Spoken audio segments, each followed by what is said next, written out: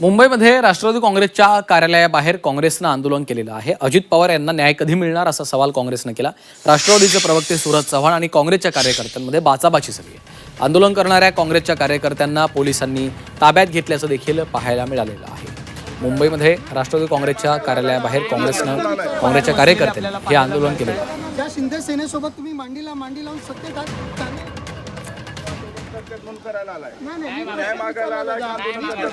बाहेर बसलेले आपल्याला पाहायला मिळत आहे. ज्या शिंदे सेनेसोबत तुम्ही मांडी लावून सत्तेत आहात. राजकारणासाठी अनेक मुद्दे आहेत.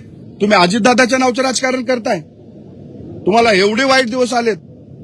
आमची महाराष्ट्रातल्या माणसाची प्रत्येकाची भूमिका आहे की अजितदादाबद्दलची जी काही चौकशी आहे त्याचा अहवाल लवकरात लवकर यावा. त्या ठिकाणी आमचे सर्व नेते वहिनीसहित सगळेजण त्या गोष्टीचा फॉलोअप घेत आहेत. त्याची सत्यता महाराष्ट्राच्या जनतेसमोर लवकरच येणार आहे. घात की अपघात लवकरच कळेल. परंतु त्या गोष्टीचं राजकारण करणे इतकं वाईट दिवस काँग्रेसवर ह्याचं वाईट वाटतंय.